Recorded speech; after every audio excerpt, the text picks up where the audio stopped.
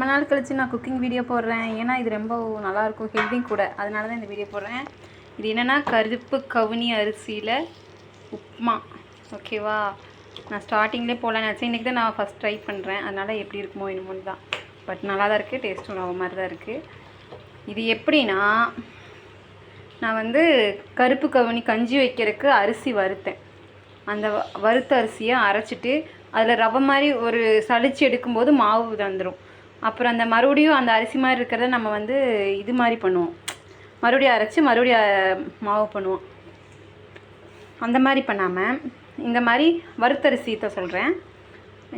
அதை அரைச்சி எடுத்தோம்னா அந்த குரணை மாதிரி இருக்கும் இல்லையா, அதை எடுத்து வந்து நம்ம ஏர் கண்டெய்னர் டப்பாவில் வந்து சேவ் பண்ணி வச்சுக்கிட்டோம்னா இந்த மாதிரி ரவை செஞ்சுக்கலாம், உப்புமா செஞ்சுக்கலாம், கோதுமை உப்புமாலாம் செய்கிற மாதிரி. இது ரொம்ப ஹெல்தியும் கூட. இது என்னென்னா கருப்பு கவுனி அரிசி.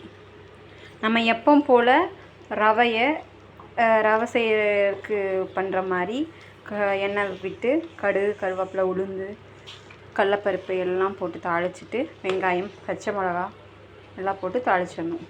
தாளிச்சிட்டு ஆனால் இதுக்கு ஒன் திங், நிறையா சோள ரவை செய்வோம்ல, மக்காசோள ரவை சில செஞ்சுருப்பீங்கன்னு நினைக்கிறேன். அந்த மாதிரி இதுக்கும் நிறைய தண்ணி பிடிக்கும், அதை விடவே ஜாஸ்தியாக தண்ணி பிடிக்கும். தண்ணி பற்றலைன்னா மறுபடியும் ஹாட் வாட்டர் வச்சு இதில் ஊற்றி தான் நம்ம கிளறணும். பாருங்க. அப்புறம் என்னென்னா, அந்த கோதுமை ரவை மாதிரி கம்மியாக தண்ணி பிடிக்காது, பிடிச்சோன்னே வேகாது, கொஞ்சம் நேரம் ஆகும் வேகிறதுக்கு. ஆல்ரெடி ஆனால் வறுத்தது தான். நான் மறுபடியும் அதை எடுத்து இப்போ செய்யும்போது ஒரு தடவை வறுத்து அதுக்கப்புறம் போட்டிருக்கேன். தண்ணி கொதித்த பிறகு இந்த ரவையை கொட்டி டக்குன்னு கிளறணும். வெள்ளை ரவை இப்படி கட்டி தட்டும், அதே மாதிரி கட்டி ஆகிடும். ஸோ நீங்கள் ஃபாஸ்ட்டாக கொட்டை நல்லா கிளறிடணும். கிளறினா தான் கட்டி இல்லாமல் வரும். ஓகேவா? தண்ணி விட்டு நீங்கள் கையில் தொட்டு இப்படி பார்க்கணும், நல்லா வெந்திருக்கு அப்படின்னு தெரியிற வரைக்கும் நல்லா ஸ்லிம்மில் போட்டு மூடி போட்டு வேக விட்டுருங்க. வேக விட்டுட்டு கொஞ்சம் நேரம் கழிச்சு பார்க்கலாம். இப்போ ஓப்பன் பண்ணி பார்க்கலாம். பார்த்திங்களா, தண்ணியெல்லாம் வற்றிடுச்சு, ரவையும் நல்லா வெந்துடுச்சு.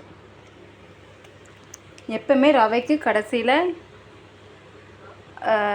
தேங்காய் எண்ணெய் மேலே ஊற்றணும். ஊற்றி பிடித்தாங்க பிடிதுக்காங்க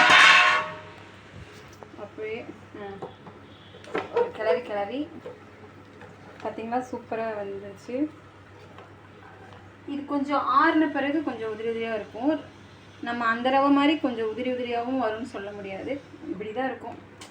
சாப்பிட்றதுக்கு குழந்தைங்களுக்குலாம் நல்லா கொடுக்கலாம், நல்லாயிருக்கும் கொடுக்கலாம். அப்படியே சூடாக சர்வ் பண்ணாலும் நல்லாயிருக்கும். கிளறி